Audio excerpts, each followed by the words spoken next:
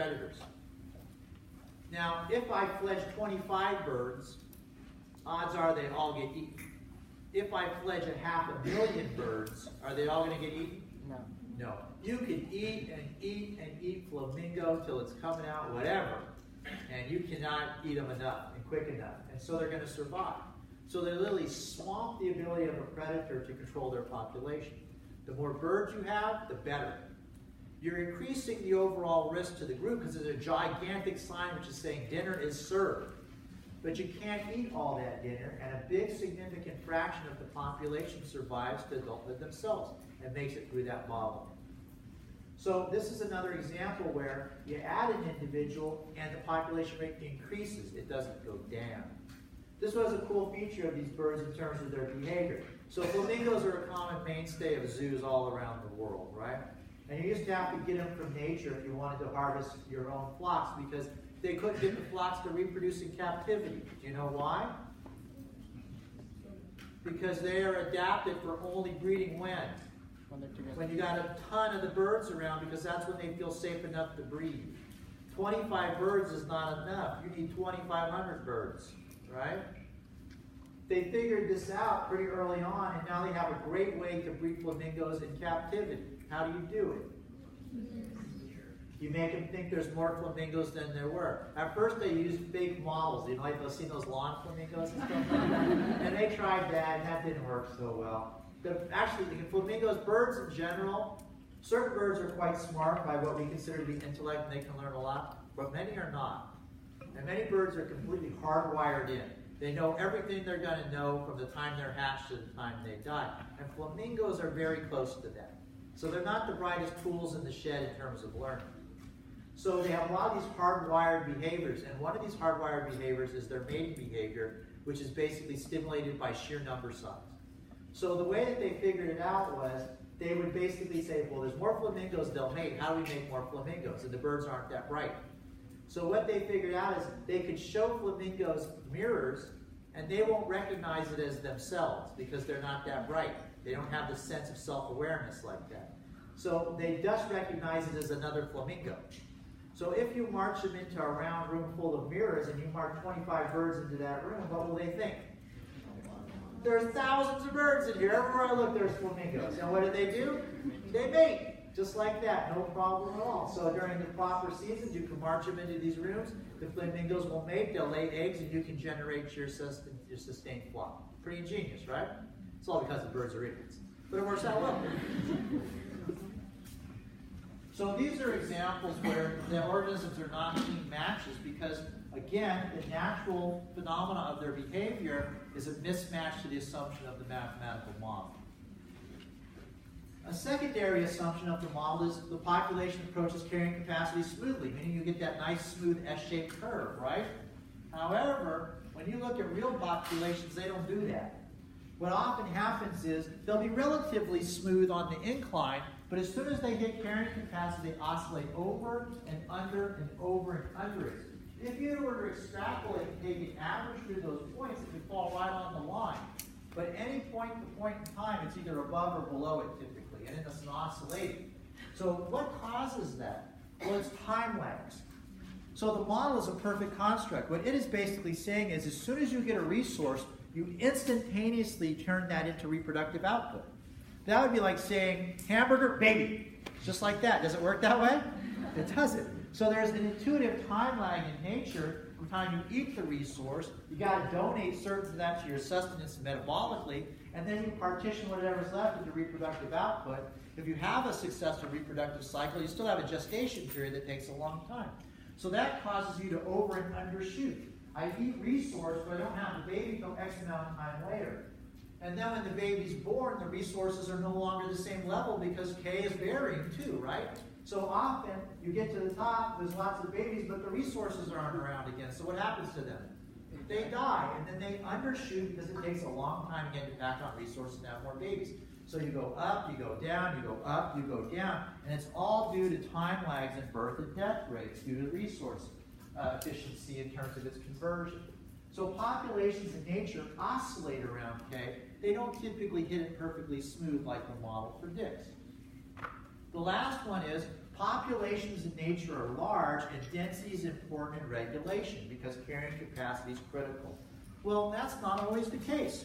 There's lots of situations on Earth where populations are never that big, and they're actually quite small. Insects and microorganisms are a nice example of this.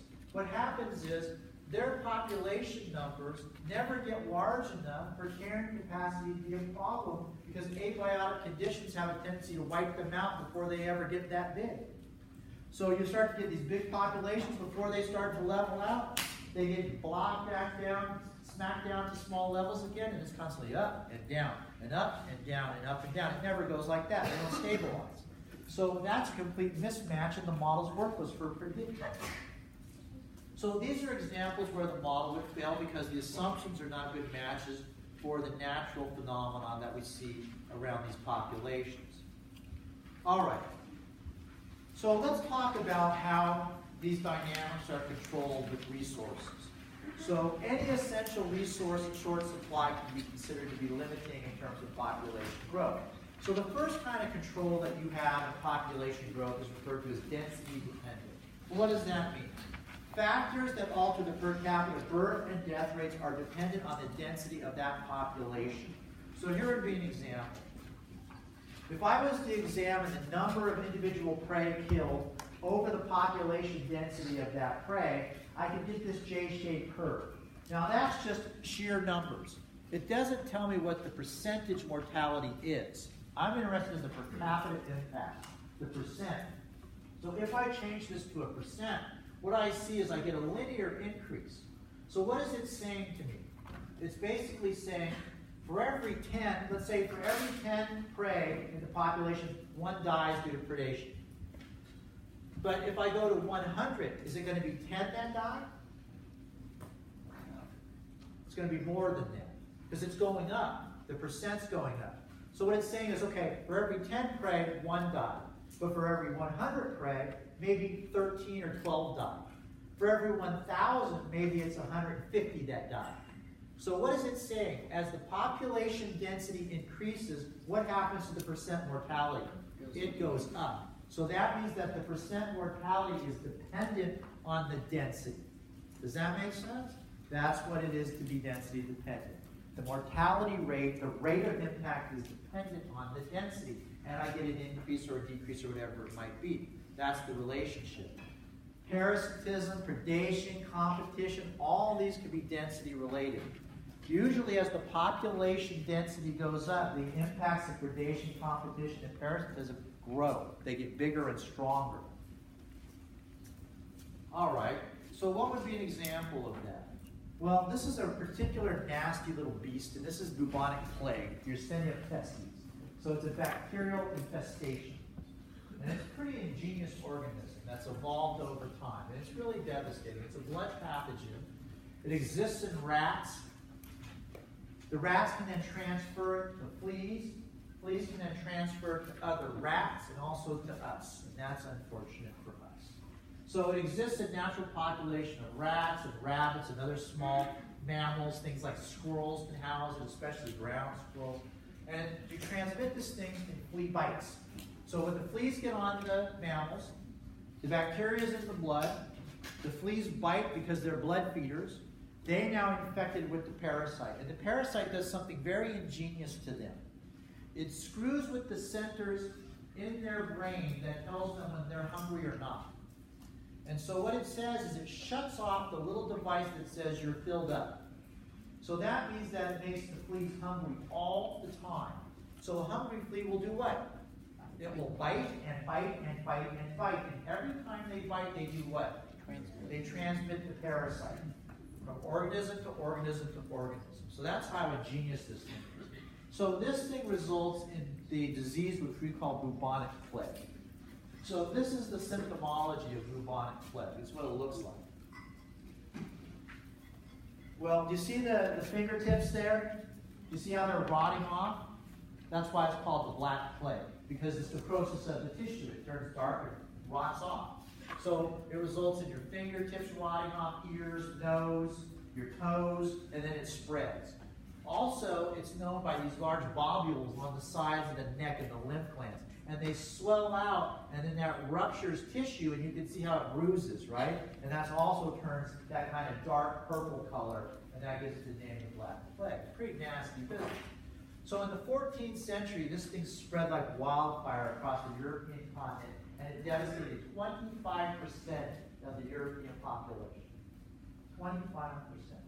It basically led to a complete collapse of European borders because it was such an overwhelming amount of deaths. If we had a 25% death rate of any place in the world right now, what would it look like? Complete and utter breakdown of society.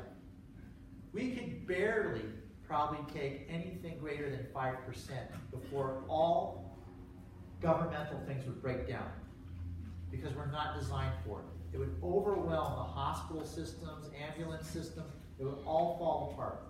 Amazing, right? This is something we don't think very much about, but we're extremely prone to it. Because sooner or later we're going to get another flu pandemic, and it's going to hit like that, and people are going to die.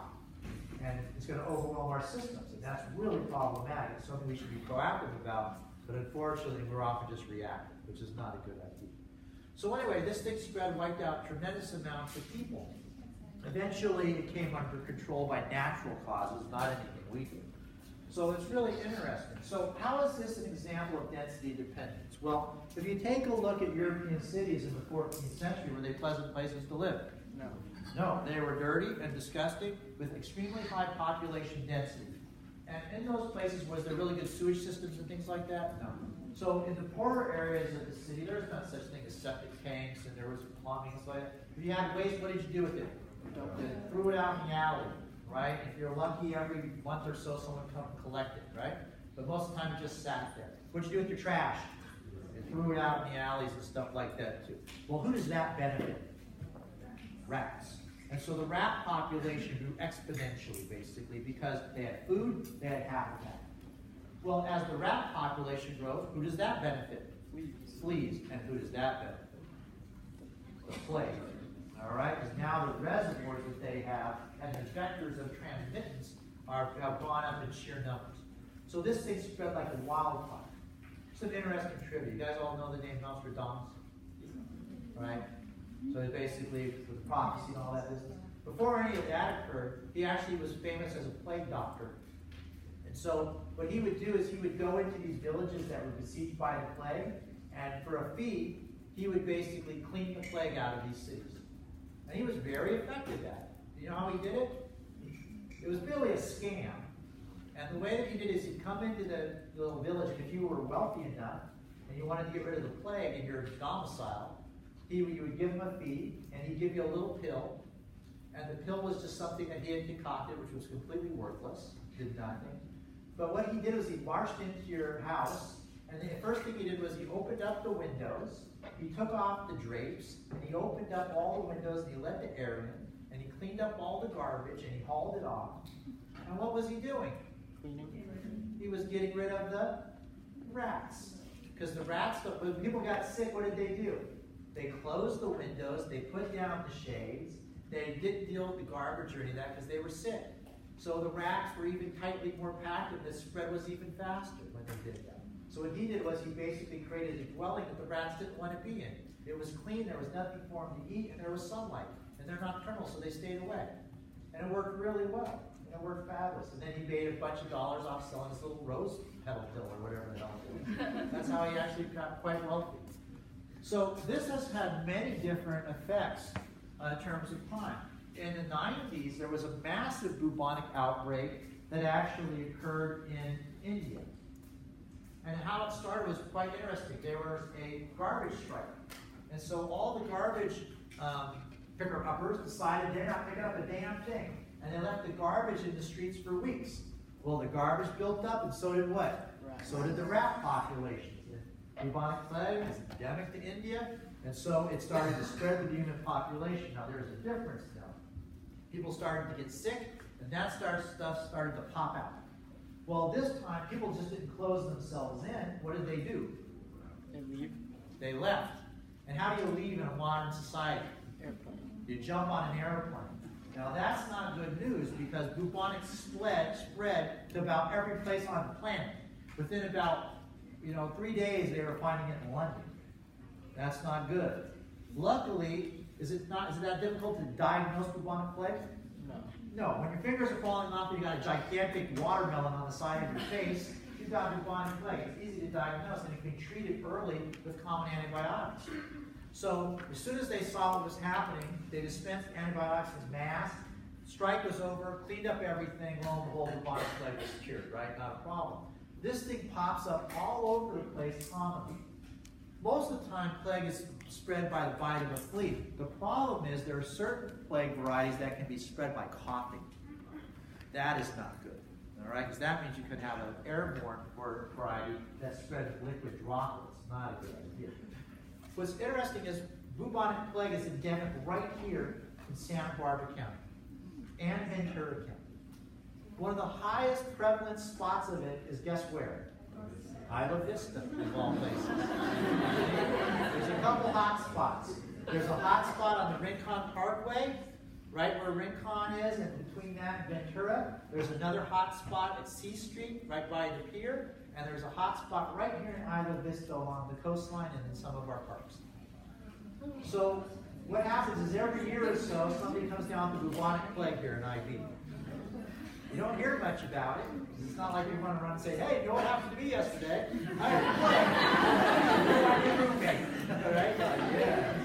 So this is how you get it, which is quite interesting. Where do you think the reservoir of it is here? Rats are usually not a big problem here. Raccoons? What's it in here? Raccoons or squirrels? It's in what? Raccoons? Not raccoons. Squirrels? Squirrels. And it's not the bushy-tailed variety squirrels, it's those ground squirrels. You guys ever been to, they still call it Dog Shit Park? Yeah. There we go. It's a pretty self-explanatory term, right? Have you ever noticed what's in the holes there? Squirrels. And if you go down along the bluff lines, along the riprap, all that busted up boulder, full of ground squirrels. Ground squirrel populations carry that plague. They carry the fleas and they also carry the pesties themselves. That kind of habitat is unnatural habitat, both the park and the rock. It has the tendency to build up populations of squirrels beyond their natural densities. Now when you build up the population of squirrels, you build up the population of what? Fleas, which gives a nice reservoir for the disease. Now, how do you get it? Most of you guys are not out catching squirrels, right? And squirrels are not coming into your house. But the way you get it is typically transfer from another animal. Do you know what it is? Dogs. It's dogs. And so the dogs get it from the squirrels, and then you get it from the dogs. And this is kind of how it typically works. Certain dogs have a weird kind of instinctual response. If they find something dead, what do they do? They'll eat it sometimes, but most often, what will they do? You ever seen them roll on it? Lots of dogs will roll on the dead thing for some reason. I don't know why they do that. So if your squirrel has died from bubonic plague and it's covered in those fleas that are carrying it, and your dog now rolls on it, guess what gets transferred to the dog? The fleas. And now they come tromping into your house and sit on your furniture and whatever, and guess who gets it? You. And so now you got the plague. Isn't that a wonderful thing? Pretty interesting.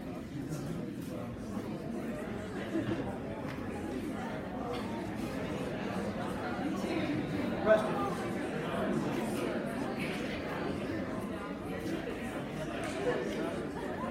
I can't hear you. Yes. Yes. Yeah. They're going to get sick and die too. All right. So, let's talk about the opposite. This is density independent control.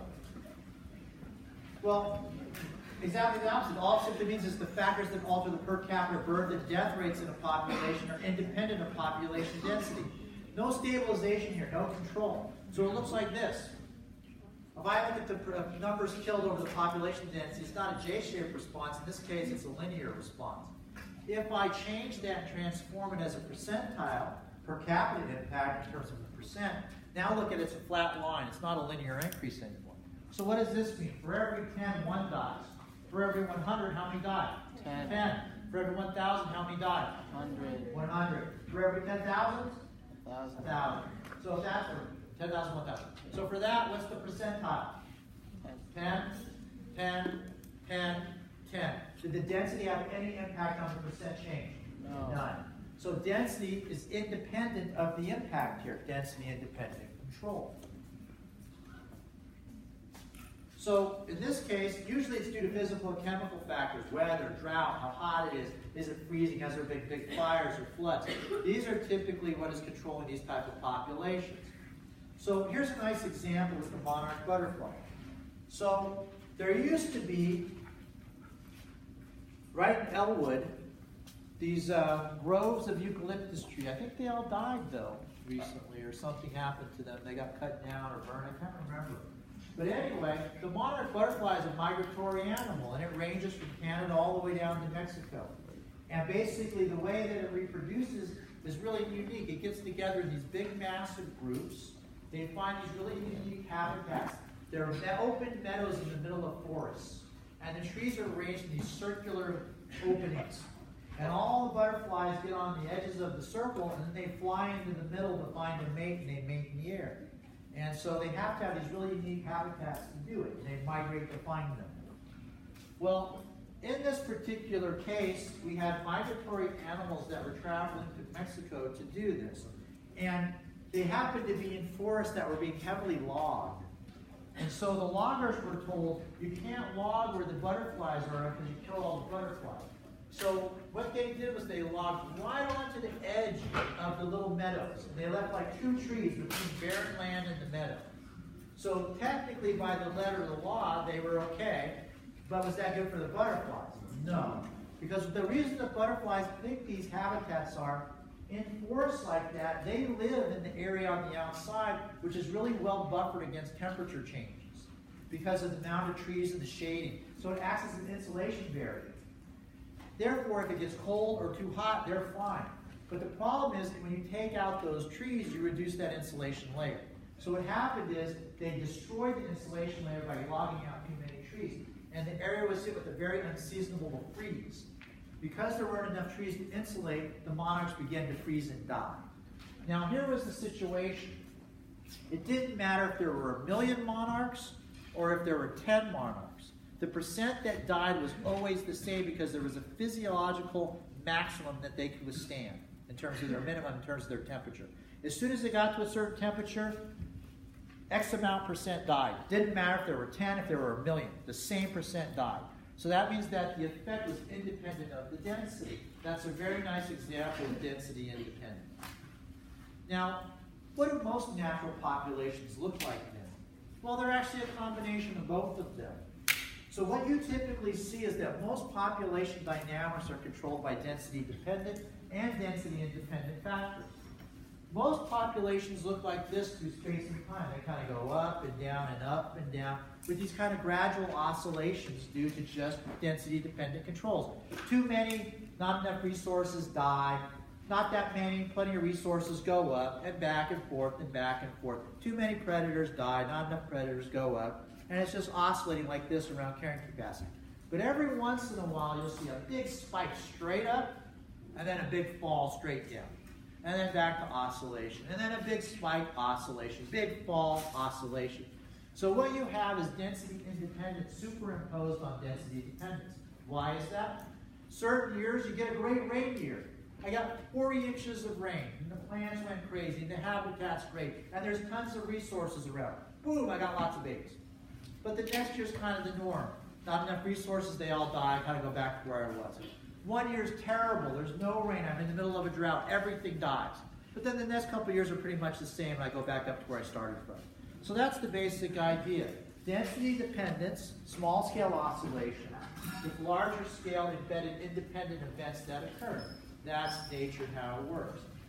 Next time we meet, we're going to talk about the stability or instability of population.